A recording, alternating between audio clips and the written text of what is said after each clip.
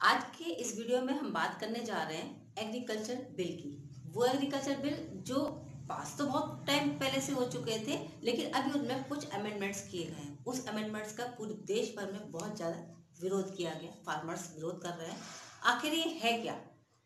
तो कुछ पहलू यहाँ पर अपनी लैंग्वेज में हम समझाने की कोशिश करेंगे, शायद अब तक मेरी बात को पहुंच जाए।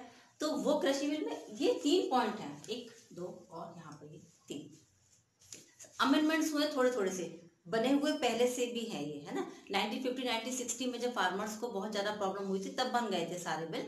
ठीक है, यहाँ पर पहला बिल क्या आया, क्या बिल पास हुआ है? एक तो ये अध्यादेश होता है, ऑर्डिनेंस। ऑर्डिनेंस पास किया गया था, उसके बाद अब इसको मंजूरी मिल गई, तो इसमें सबसे ज्यादा प्रोटेस्ट हुआ। पहला बिल क्या था? The farmers produce trade and commerce promotion and facilitation ordinance 2020, APMC. एक तो ये कि जैसे जो फार्मर है अपनी पहले क्रॉप को प्रोड्यूस करने के बाद में ये हम कहाँ बेच देते हैं, ये जो कुछ मंडियाँ होती हैं, जो सरकारी मंडी होती है जहाँ पर इसको सेल किया जाता है। सरकारी मंडी में हमेशा एक एमएसपी यानी कि minimum support price government set कर देती है। क्या सेट करती है गवर्नमेंट, कैसे सेट करती है, जरा उसको हम बाद में सिखा देंगे आप लोगों को, है ना। तो उसमें फार्मर अपने सारे जा करके अपनी जो भी क्रॉप होती है वो उनको सेल कर सकते हैं, बेच सकते हैं। ठीक है, उसमें इन्होंने क्या किया है कि इन्होंने कहा कि भाई one state one nation one market लेकर के आएंगे, तो ये टैक्स फ्री कर दिया कि अब यहाँ पर सरकारी मंडियों के अलावा प्राइवेट मंडियां भी होंगी, यानी कि प्राइवेट लोग भी इसमें आ जाएंगे। और वो भी क्योंकि ये बात बिल्कुल सच है कि जो प्राइवेट लोग होते हैं उनके पास अपना एक काफ़ी रिच लोग होंगे जो अपना एक प्राइवेट मंडी लेकर के आ गए होंगे, है ना। तो वो लोग उन फार्मर्स की फसल को ले सकते हैं, खरीद सकते हैं और उसको अपने यहाँ रख सकते हैं। ये हो गया टैक्स फ्री। अब प्रॉब्लम कहाँ आ रही है? प्रॉब्लम ये आ रही है कि भाई यहाँ पहले वो जो थे वो एमएसपी किसका था? वो गवर्नमेंट, एमएसपी हमेशा गवर्नमेंट का होता है। ठीक है, एमएसपी ये गवर्नमेंट सेट करती है। किसकी मदद से सेट करती है? एपीएमसी की मदद से सेट कर देती है। ठीक है, अब ये ना लेकर के ये लेगी, गवर्नमेंट भी लेगी, और गवर्नमेंट के साथ साथ कौन लेगा? प्राइवेट कंपनीज भी उनका ये प्रोडक्शन ले सकती है। तभी प्रॉब्लम कहाँ है? तो सर उसको तो खुश होना चाहिए ना फार्मर्स को, तो लेकिन बस परेशानी यहाँ है कि अगर इन केस आगे जा करके किसी भी प्रॉब्लम में या किसी भी तरीके से उनके बीच में आपस में कोई कॉन्फ्लिक्ट होते हैं तो वो यहाँ पर केस फाइल नहीं कर सकते। ठीक है, उनका निपटारा कौन करेगा? उनका निपटारा सिर्फ एसडीएम करेगा। ठीक है, अच्छा पहले वो था कि ना उनको एक उनके ऊपर एक रेस्ट्रिक्शंस लगा रखे थे फार्मर्स के ऊपर कि वो जिस स्टेट के हैं उसी स्टेट में या एरिया वाइज ही वो लोग अपनी फसल को बेच सकते थे। अभी क्या कर दिया, बिल्कुल ही उन्होंने कहा कि भाई चाहे जहाँ पूरे भारत में आप घूमो, आप अपनी फसल को कहीं पर भी बेच सकते हैं। अब आप सोचो, जो यहाँ का किसान है, जैसे माना यूपी का किसान है, वो इतनी दूर जाएगा छोटी छोटी अपनी फसलों को लेकर के, तो इतना तो ट्रांसपोर्टेशन का खर्चा लग जाएगा उसका। तो वो कहाँ बेचना चाहेगा? भैया जहाँ है वहीं बेच लो, समझ गए, है ना। तो ये प्रॉब्लम इनके साथ यहाँ पर आ रही है। और क्या है, और क्या हुआ था? देखो, द फार्मर्स, एक और सेकंड वाला जो बिल आया है उसमें उन्होंने क्या कहा? Empowerment and the protection agreement on the price assurance and the farmer service ordinance 2020। एक ही कॉन्ट्रैक्ट फार्मिंग आपने सुना होगा क्या चीज़ है ना। अब इस टाइम कॉन्ट्रैक्ट फार्मिंग क्या है कि जो बड़ी बड़ी कंपनीज है ना, बड़ी बड़ी जो कंपनीज होती हैं, जैसे कि हम यहाँ किसी की बात कर सकते हैं, यहाँ पर हम ना जो लेस जो चिप्स होती है अगर उसकी हम बात करते हैं तो वो लोग क्या करते हैं, फार्मर से कॉन्टेक्ट कर सकते हैं बिफोर हार्वेस्टिंग। हार्वेस्टिंग के टाइम पे ही ये हो जाता है सेट सेट कि आप भाई अपने हमारे यहाँ अपना आलू करो और हम आपके आलू को खरीद लेंगे। थोड़ा बहुत आलू तो लगेगा नहीं, इतना एकड़ उनको तो चाहिए, फार्म चाहिए और उसके हिसाब से उनको आलू का प्रोडक्शन चाहिए। तो ये होता है कॉन्ट्रैक्ट फार्मिंग। इसमें तो आप कहोगे भाई फायदा ही फायदा है किसानों का। हाँ बिल्कुल फायदा है, किसानों का फायदा है, लेकिन अगर ये तो फार्मर किस पर डिपेंड है? फार्मर तो पूरे मानसून पर डिपेंड हो जाता है ना। इन केस अगर कुछ खराब फसल हो जाती फिर कौन उसके लिए जिम्मेदार होगा? कौन जिम्मेदार है उस चीज के लिए? तो ये तो बात का सरकार ने बताई नहीं कि अगर ऐसा होता है तो सब भाई जिम्मेदारी कौन लेगा फिर इस चीज की, है ना। किसान तो बर्बाद हो गए ना फिर। तो वो तो उन्होंने तो कांटेक्ट किया हुआ था इनसे कि भाई हम आपको दे देंगे, आलू उगा लेंगे, और फिर आलू नहीं होगे तो क्या होगा? और फिर किसानों के पास तो छोटे छोटे फार्म होते हैं, पहले फार्मों को कॉन्सोलिडेट करो, सारे इकट्ठा करो, फिर उसमें इतनी आलू की पैदावार करो, पैदावार करने के बाद में फिर उन कंपनीज को सेल करो। लेकिन अगर मौसम खराब हो गया और आलू नहीं हुए तो क्या होगा? तो क्या होगा? प्रॉब्लम ये आई थी। ठीक है। अच्छा, अब आते हैं जैसे एक और हमारा in the essential commodities amendment. इसमें अमेंडमेंट कर दिया गया कि पहले तो स्टॉक की लिमिट होती थी, जो एक मेन एसेंशियल फूडिंग क्रॉप्स होते हैं हमारे, जैसे कि हमारे वीट है और जो कुछ इसमें दालें हैं और कुछ इसमें वेजिटेबल्स हैं, तो उन्होंने इसकी लिमिट को ख़त्म कर दिया। स्टॉक आप चाहे जितना स्टॉक भर सकते हो, तो आप चाहे जितना स्टॉक भर सकते हो, आप सीधे सीधे ब्लैक मार्केटिंग को यहाँ पर प्रमोट कर रहे हो ना, है ना।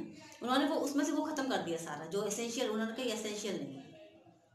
अब बताइए, अब ये एसेंशियल नहीं है तो यहाँ तो ये पूरी, इसमें थोड़ा सा अमेंडमेंट कर सकती है सरकार अगर चाहे तो। ठीक है, बात करते हैं जैसे ट्रेड एरिया सबसे पहले खत्म हुआ। अभी हमने बताया था कि पहले किसान जो था वो एक लिमिटेड एरिया में काम कर सकता था, अभी किसान कहीं पर भी पूरे ऑल ओवर इंडिया में जाकर के अपनी फसल को बेच सकता है। ठीक है, ट्रांसपोर्टेशन का खर्चा अगर वो वहन कर सके तो। ट्रेडर्स, यानी जो ट्रेडर्स हैं, यानी कि अभी हमने जो बताया आपको कि प्राइवेट कंपनीज भी उनका भंडारण कर सकती है, माने उनका जो गेहूं है, चावल है, जो लिया है उन्होंने, वो बफर स्टॉक रखती है सरकार अपने पास, तो वो भी अपने पास एक बड़े बड़े स्टोर रख सकती है। उन स्टोर में वो अपनी व्यवस्थाएं कर सकती है, क्योंकि सरकार के पास स्टोर की एक लिमिट है। सरकार जो अपना सामान रखती है, जो किसानों से खरीदती है, वो उनका बफर स्टॉक होता है, वो उसमें रखती है। ठीक है, लेकिन उनके पास लिमिटेड स्टॉक है, वो उसमें से उससे ज़्यादा उसमें नहीं रख सकती है।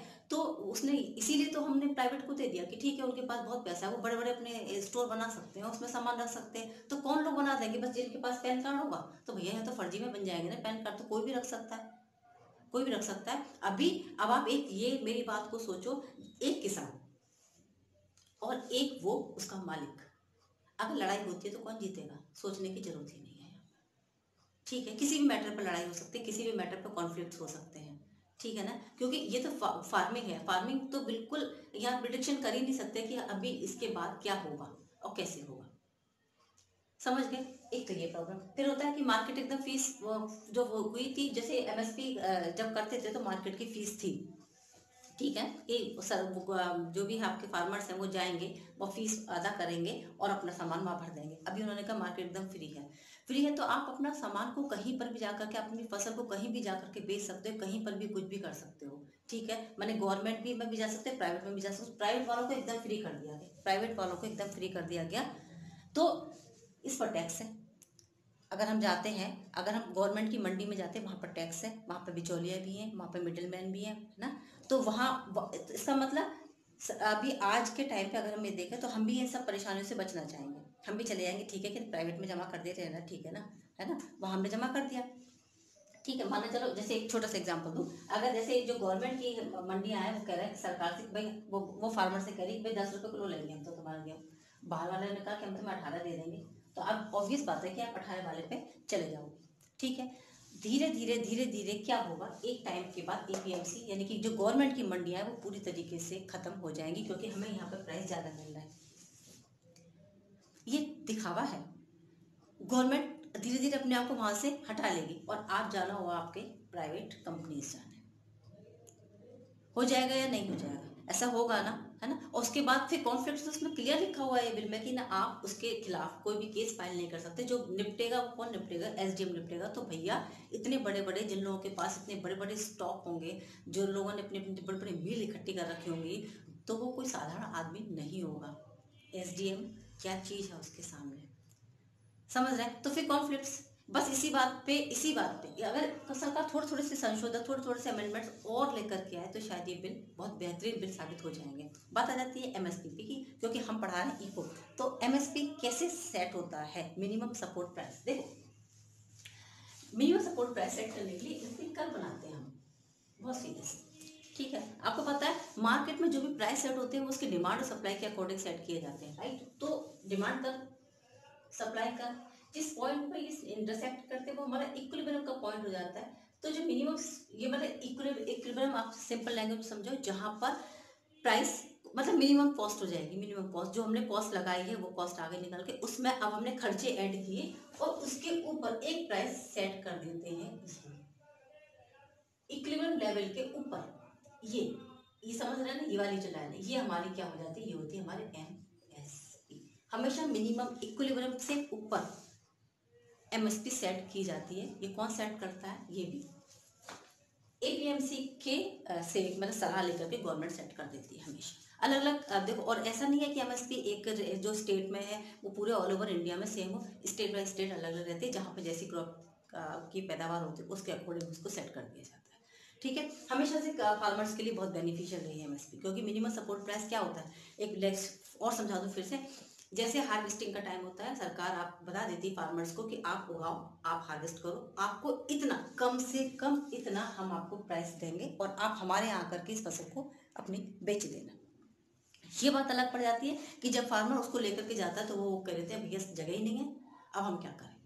उनके वो जितने भी बफर स्टॉक होते हैं वो भर जाते हैं पहले से ही, मंडियाँ उनकी पूरी भर जाती हैं पहले से ही, तो वो कहते हैं भाई अब तो हमारे पास जगह नहीं, अब हम क्या करें। तो मजबूरी हो जाती है किसानों को कि या तो वो ओपन मार्केट में बेचते हैं, या फिर आपने सुना होगा कि बहुत सारा गेहूँ सड़ गया, फेंक दिया, किसानों ने सड़कों पर फेंक दिया। क्या मतलब है इस चीज़ का? यही मतलब है इस चीज़ का कि वहाँ पर जगह होती ही नहीं है जहाँ पर वो अपने सामान को रख सकें। तो यहाँ पे प्राइवेट को लेकर के आने का मुद्दा ही यही है कि ठीक है वहाँ नहीं जगह नहीं होती ना, तो आप वहाँ पे जाकर जा सकते हो और आप फ्री हो अपनी फसल को, चाहे जितने में वहाँ पे जो वो ले हैं उनको बेच दो, तो कम से कम आप सुरक्षित तो हो यहाँ पर। ये मुद्दा हो जाता है, ये एमएसपी होता है। आई थिंक आपको मेरी बात यहाँ पर समझ में आ गई होगी। थोड़ी सी जो भी ये एग्रीकल्चर बिल जो पास हुआ है इससे रिलेटेड जो भी प्रॉब्लम्स है वो भी आपको क्लियर हो गई होंगी। थोड़ी थोड़ी इसमें अमेंडमेंट्स कर सकते हैं, वैसे जो सरकार करती है वो अच्छा ही करती है, सोच समझ के ही करती होगी। हम और ऑफ क्या है लेकर के बिल को लेकर के उसमें क्लैरिफिकेशन करते रहते हैं और बात बताते रहते हैं कि भाई इसमें ये प्रॉब्लम है, इसमें ये प्रॉब्लम है, ये जो करता है सब सही है, पर बस थोड़े थोड़े अमेंडमेंट कर दें तो शायद ये बहुत बेहतरीन एक बिल साबित हो सकता है। आई थिंक आपको मेरी बात समझ में आ गई होगी। Children, good bye.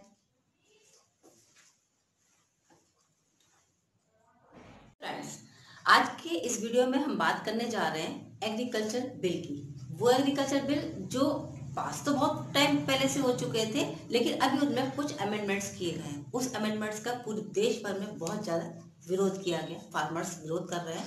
आखिर ये है क्या? तो कुछ पहलू यहाँ पर अपनी लैंग्वेज में हम समझाने की कोशिश करेंगे, शायद अब तक मेरी बात को पहुंच जाए। तो वो कृषि बिल में ये 3 पॉइंट हैं, 1 2 और यहाँ पर ये 3 अमेंडमेंट्स हुए, थोड़े थोड़े से बने हुए पहले से भी है ये, है ना। 1950 1960 में जब फार्मर्स को बहुत ज्यादा प्रॉब्लम हुई थी तब बन गए थे सारे बिल। ठीक है, यहाँ पर पहला बिल क्या आया, क्या बिल पास हुआ है? एक तो ये अध्यादेश होता है ऑर्डिनेंस, ऑर्डिनेंस पास किया गया था, उसके बाद अब इसको मंजूरी मिल गई, तो इसमें सबसे ज्यादा प्रोटेस्ट हुआ। पहला बिल क्या था? The farmers produce trade and commerce promotion and facilitation ordinance 2020 APMC. एक तो ये कि जैसे जो फार्मर है अपनी पहले क्रॉप को प्रोड्यूस करने के बाद में ये हम कहाँ बेच देते हैं, ये जो कुछ मंडियाँ होती हैं, जो सरकारी मंडी होती है जहाँ पर इसको सेल किया जाता है। सरकारी मंडी में हमेशा एक एमएसपी यानी कि minimum support price government set कर देती है। क्या सेट करती है गवर्नमेंट, कैसे सेट करती है जरा उसको हम बाद में सिखा देंगे आप लोगों को, है ना। तो उसमें फार्मर अपने सारे जाकर के अपनी जो भी क्रॉप होती है वो उनको सेल कर सकते हैं, बेच सकते हैं। ठीक है, उसमें इन्होंने क्या किया है कि इन्होंने कहा कि भाई one state one nation one market लेकर के आएंगे, तो ये टैक्स फ्री कर दिया कि अब यहाँ पर सरकारी मंडियों के अलावा प्राइवेट मंडियां भी होंगी, यानी कि प्राइवेट लोग भी इसमें आ जाएंगे। और वो भी क्योंकि ये बात बिल्कुल सच है कि जो प्राइवेट लोग होते हैं उनके पास अपना एक काफी रिच लोग होंगे जो अपना एक प्राइवेट मंडी लेकर के आ गए होंगे, है ना। तो वो लोग उन फार्मर्स की फसल को ले सकते हैं, खरीद सकते हैं और उसको अपने यहाँ रख सकते हैं। ये हो गया टैक्स फ्री। अब प्रॉब्लम कहाँ आ रही है? प्रॉब्लम ये आ रही है कि भाई यहाँ पहले वो जो थे वो एमएसपी किसका था? वो गवर्नमेंट, एमएसपी हमेशा गवर्नमेंट का होता है। ठीक है, एमएसपी ये गवर्नमेंट सेट करती है, किसकी मदद से सेट करती है? एपीएमसी की मदद से सेट कर देती है। ठीक है, अब ये ना लेकर के ये लेगी, गवर्नमेंट भी लेगी और गवर्नमेंट के साथ साथ कौन लेगा? प्राइवेट कंपनीज भी उनका ये प्रोडक्शन ले सकती है। तो भी प्रॉब्लम कहाँ है? तो सर इसको तो खुश होना चाहिए ना फार्मर्स को, तो लेकिन बस परेशानी यहाँ है कि अगर इन केस आगे जाकर के किसी भी प्रॉब्लम में या किसी भी तरीके से उनके बीच में आपस में कोई कॉन्फ्लिक्ट होते हैं तो वो यहाँ पर केस फाइल नहीं कर सकते। ठीक है, उनका निपटारा कौन करेगा? उनका निपटारा सिर्फ एसडीएम करेगा। ठीक है, अच्छा पहले वो था कि ना उनको एक उनके ऊपर एक रेस्ट्रिक्शंस लगा रखे थे फार्मर्स के ऊपर कि वो जिस स्टेट के है उसी स्टेट में या एरिया वाइज ही वो लोग अपनी फसल को बेच सकते थे। अभी क्या कर दिया, बिल्कुल ही उन्होंने कहा कि भाई चाहे जहाँ पूरे भारत में आप घूमो, आप अपनी फसल को कहीं पर भी बेच सकते हैं। अब आप सोचो, जो यहाँ का किसान है, जैसे माना यूपी का किसान है, वो इतनी दूर जाएगा छोटी छोटी अपनी फसलों को लेकर के, तो इतना तो ट्रांसपोर्टेशन का खर्चा लग जाएगा उसका, तो वो कहाँ बेचना चाहेगा, भैया जहाँ है वहीं बेच लो। समझ गए, है ना। तो ये प्रॉब्लम इनके साथ यहाँ पर आ रही है। और क्या है, और क्या हुआ था, देखो द फार्मर्स, एक और सेकंड वाला जो बिल आया उसमें उन्होंने क्या कहा, empowerment and the protection agreement on the price assurance and the farmer service ordinance 2020। एक ही कॉन्ट्रैक्ट फार्मिंग आपने सुना होगा क्या चीज है ना। अब इस टाइम कॉन्ट्रैक्ट फार्मिंग क्या है कि जो बड़ी बड़ी कंपनीज है ना, बड़ी बड़ी जो कंपनीज होती हैं, जैसे कि हम यहाँ पर किसी की बात कर सकते हैं, यहाँ पर हम ना जो लेस जो चिप्स होती है अगर उसकी हम बात करते हैं, तो वो लोग क्या करते हैं, फार्मर से कॉन्टेक्ट कर सकते हैं बिफोर हार्वेस्टिंग के टाइम पे ही ये हो जाता है सेट सेट कि आप भाई अपने हमारे यहाँ अपना आलू करो और हम आपके आलू को खरीद लेंगे। थोड़ा बहुत आलू तो लगेगा नहीं, इतना एकड़ उनको तो चाहिए, फार्म चाहिए और उसके हिसाब से उनको आलू का प्रोडक्शन चाहिए। तो ये होता है कॉन्ट्रैक्ट फार्मिंग। इसमें तो आप कहोगे भाई फायदा ही फायदा है किसानों का, हाँ बिल्कुल फायदा है किसानों का, फायदा है, लेकिन अगर ये तो फार्मर किस पर डिपेंड है, फार्मर तो पूरे मानसून पर डिपेंड हो जाता है ना। इन केस अगर कुछ खराब फसल हो जाती फिर कौन उसके लिए जिम्मेदार होगा, कौन जिम्मेदार है उस चीज के लिए। तो ये तो बात का सरकार ने बताई नहीं कि अगर ऐसा होता है तो सब भाई जिम्मेदारी कौन लेगा फिर इस चीज की, है ना। किसान तो बर्बाद हो गए ना फिर, तो वो तो उन्होंने तो कांटेक्ट किया हुआ था इनसे कि भाई हम आपको दे देंगे, आलू उगा लेंगे, और फिर आलू नहीं होगे तो क्या होगा। और फिर किसानों के पास तो छोटे छोटे फार्म होते हैं, पहले फार्मों को कॉन्सोलिडेट करो, सारे इकट्ठा करो, फिर उसमें इतनी आलू की पैदावार करो, पैदावार करने के बाद में फिर उन कंपनीज को सेल करो। लेकिन अगर मौसम खराब हो गया और आलू नहीं हुए तो क्या होगा, प्रॉब्लम ये आई थी। ठीक है, अच्छा अब आते हैं जैसे एक और हमारा in the essential commodities amendment. इसमें अमेंडमेंट कर दिया गया कि पहले तो स्टॉक की लिमिट होती है, जो एक मेन एसेंशियल फूडिंग क्रॉप्स होते हैं हमारे, जैसे कि हमारे वीट है और जो कुछ इसमें दालें हैं और कुछ इसमें वेजिटेबल्स हैं, तो उन्होंने इसकी लिमिट को खत्म कर दिया। स्टॉक आप चाहे जितना स्टॉक भर सकते हो, तो आप चाहे जितना स्टॉक भर सकते हो, आप सीधे सीधे ब्लैक मार्केटिंग को यहाँ पर प्रमोट कर रहे हो ना, है ना। उन्होंने वो उसमें से वो खत्म कर दिया सारा, जो एसेंशियल, उन्होंने कहा एसेंशियल नहीं है। अब बताइए, अब ये एसेंशियल नहीं है तो यहाँ तो ये पूरी, इसमें थोड़ा सा अमेंडमेंट कर सकती है सरकार अगर चाहे तो। ठीक है, बात करते हैं जैसे ट्रेड एरिया सबसे पहले खत्म हुआ। अभी हमने बताया था कि पहले किसान जो था वो एक लिमिटेड एरिया में काम कर सकता था, अभी किसान कहीं पर भी पूरे ऑल ओवर इंडिया में जाकर के अपनी फसल को बेच सकता है। ठीक है, ट्रांसपोर्टेशन का खर्चा अगर वो वहन कर सके तो। ट्रेडर्स, यानी जो ट्रेडर्स हैं, यानी कि अभी हमने जो बताया आपको कि प्राइवेट कंपनीज भी उनका भंडारण कर सकती है, माने उनका जो गेहूं है, चावल है, जो लिया है उन्होंने, वो बफर स्टॉक रखती है सरकार अपने पास, तो वो भी अपने पास एक बड़े बड़े स्टोर रख सकती है। उन स्टोर में वो अपनी व्यवस्थाएं कर सकती है, क्योंकि सरकार के पास स्टोर की एक लिमिट है। सरकार जो अपना सामान रखती है, जो किसानों से खरीदती है, वो उनका बफर स्टॉक होता है, वो उसमें रखती है। ठीक है, लेकिन उनके पास लिमिटेड स्टॉक है, वो उसमें से उससे ज़्यादा उसमें नहीं रख सकती है।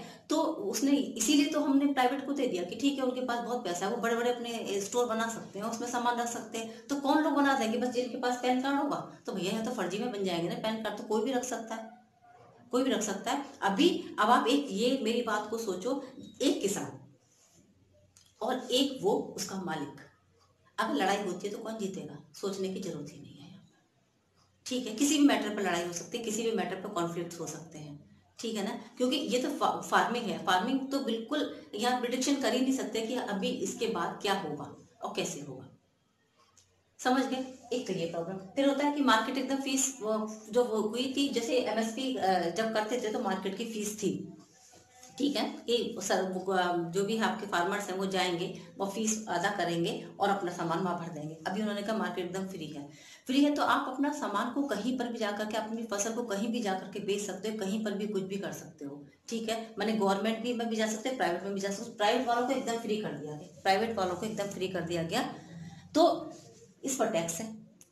अगर हम जाते हैं, अगर हम गवर्नमेंट की मंडी में जाते हैं, वहाँ पर टैक्स है, वहाँ पर बिचौलिया भी हैं, वहाँ पर मिडिल मैन भी हैं, है ना। तो इसका मतलब अभी आज के टाइम पे अगर हम ये देखें तो हम भी इन सब परेशानियों से बचना चाहेंगे, हम भी चले जाएंगे। ठीक है कि प्राइवेट में जमा कर देते हैं ना, ठीक है ना, है ना, वहाँ हमने जमा कर दिया। ठीक है, माना चलो जैसे एक छोटा सा एग्जांपल दूं, अगर जैसे जो गवर्नमेंट की मंडियां हैं वो कह रहे हैं सरकार से भाई वो फार्मर से कह रही भाई 10 रुपए किलो लेंगे हम तो तुम्हारा गेहूँ, बाहर वाले ने कहा कि हम तुम्हें 18 दे देंगे, तो अब ऑब्वियस बात है कि आप 18 वाले पे चले जाओगे। ठीक है, धीरे धीरे क्या होगा, एक टाइम के बाद एपीएमसी यानी कि जो गवर्नमेंट की मंडियां है वो पूरी तरीके से खत्म हो जाएंगी, क्योंकि हमें यहाँ पे प्राइस ज्यादा मिल रहा है। ये दिखावा है, गवर्नमेंट धीरे धीरे अपने आप को वहां से हटा लेगी और आप जाना होगा आपके प्राइवेट कंपनीज जाने। हो जाएगा या नहीं हो जाएगा, ऐसा होगा ना, है ना। और उसके बाद फिर कॉन्फ्लिक्ट, तो उसमें क्लियर लिखा हुआ है बिल में कि ना आप उसके खिलाफ कोई भी केस फाइल नहीं कर सकते। जो निपटेगा वो कौन निपटेगा, एसडीएम निपटेगा। तो भैया इतने बड़े बड़े जिन लोगों के पास इतने बड़े बड़े स्टॉक होंगे, जो लोगों ने अपने अपने बड़े बड़े मिल इकट्ठी कर रखी होंगी, तो वो कोई साधारण आदमी नहीं होगा। एसडीएम क्या चीज है उसके सामने, समझ रहे हैं। तो फिर कॉन्फ्लिक्ट्स, बस इसी बात पे अगर सरकार थोड़े से संशोधन, थोड़े से अमेंडमेंट्स और लेकर के आए तो शायद ये बिल बहुत बेहतरीन बिल साबित हो जाएंगे। बात आ जाती है एमएसपी की, क्योंकि हम पढ़ा रहे हैं इको। तो एमएसपी कैसे सेट होता है, मिनिमम सपोर्ट प्राइस। देखो, मिनिमम सपोर्ट प्राइस सेट करने के लिए इसकी कर बनाते हैं हम बहुत सीधे से। ठीक है, आपको पता है मार्केट में जो भी प्राइस सेट होते हैं वो उसकी डिमांड और सप्लाई के अकॉर्डिंग सेट किए जाते हैं, राइट। तो डिमांड का, सप्लाई का जिस पॉइंट पर ये इंटरसेक्ट करते हैं वो हमारा इक्विलिब्रियम का पॉइंट हो जाता है। तो जो मिनिमम, ये मतलब इक्विलिब्रियम आप सिंपल लैंग्वेज में समझो, जहां पर प्राइस मतलब मिनिमम कॉस्ट हो जाएगी। मिनिमम कॉस्ट जो हमने कॉस्ट लगाई है वो कॉस्ट आगे निकल के उसमें अब हमने खर्चे ऐड किए और उसके ऊपर एक प्राइस सेट कर देते हैं इक्विलिब्रियम लेवल के ऊपर। ये समझ रहे हैं ना, ये वाली जो लाइन है ये हमारी क्या हो जाती है, ये होती है हमारे एमएसपी। हमेशा मिनिमम इक्विलिब्रियम से ऊपर एमएसपी सेट की जाती है। ये कौन सेट करता है, ये भी एपीएमसी के से मतलब सलाह लेकर के गवर्नमेंट सेट कर देती है हमेशा अलग अलग। देखो, और ऐसा नहीं है कि एमएसपी एक जो स्टेट में है वो पूरे ऑल ओवर इंडिया में सेम हो, स्टेट बाय स्टेट अलग अलग रहती है। जहाँ पे जैसी क्रॉप की पैदावार होती है उसके अकॉर्डिंग उसको सेट कर दिया जाता है। ठीक है, हमेशा से फार्मर्स के लिए बहुत बेनिफिशियल रही है एमएसपी, क्योंकि मिनिमम सपोर्ट प्राइस क्या होता है, एक लेक्स और समझा दूं फिर से। जैसे हार्वेस्टिंग का टाइम होता है, सरकार आप बता देती है फार्मर्स को कि आप उगाओ, आप हार्वेस्ट करो, आपको इतना कम से कम इतना हम आपको प्राइस देंगे और आप हमारे यहाँ आकर के इस फसल को अपनी बेच देना। ये बात अलग पड़ जाती है कि जब फार्मर उसको लेकर के जाता है तो वो कह देते हैं भैया जगह ही नहीं है, अब हम क्या करें। उनके वो जितने भी बफर स्टॉक होते हैं वो भर जाते हैं पहले से ही, मंडियाँ उनकी पूरी भर जाती है पहले से ही। तो वो कहते हैं भाई अब तो हमारे पास जगह नहीं, अब हम क्या करें। तो मजबूरी हो जाती है किसानों को कि या तो वो ओपन मार्केट में बेचते हैं, या फिर आपने सुना होगा कि बहुत सारा गेहूँ सड़ गया, फेंक दिया, किसानों ने सड़कों पर फेंक दिया। क्या मतलब है इस चीज़ का, यही मतलब है इस चीज़ का कि वहाँ पर जगह होती ही नहीं है जहाँ पर वो अपने सामान को रख सकें। तो यहाँ पर प्राइवेट को लेकर के आने का मुद्दा ही यही है कि ठीक है वहाँ नहीं जगह नहीं होती ना, तो आप वहाँ पे जाकर जा सकते हो और आप फ्री हो अपनी फसल को, चाहे जितने में वहाँ पे जो वो लें उनको बेच दो, तो कम से कम आप सुरक्षित तो हो यहाँ पर। ये मुद्दा हो जाता है, ये एमएसपी होता है। आई थिंक आपको मेरी बात यहाँ पर समझ में आ गई होगी। थोड़ी सी जो भी ये एग्रीकल्चर बिल जो पास हुआ है इससे रिलेटेड जो भी प्रॉब्लम्स है वो भी आपको क्लियर हो गई होंगी। थोड़ी इसमें अमेंडमेंट्स कर सकते हैं। वैसे जो सरकार करती है वो अच्छा ही करती है, सोच समझ के करती होगी। हम और ऑफ क्या लेकर के बिल को लेकर के उसमें क्लैरिफिकेशन करते रहते हो और बात बताते रहते हैं कि भाई इसमें ये प्रॉब्लम है, इसमें ये प्रॉब्लम है। ये जो करता है सही है, पर बस थोड़े अमेंडमेंट करते हैं तो शायद ये बहुत बेहतरीन एक बिल साबित हो सकता है। आई थिंक आपको मेरी बात समझ में आ गई होगी। चलिए, गुड बाय।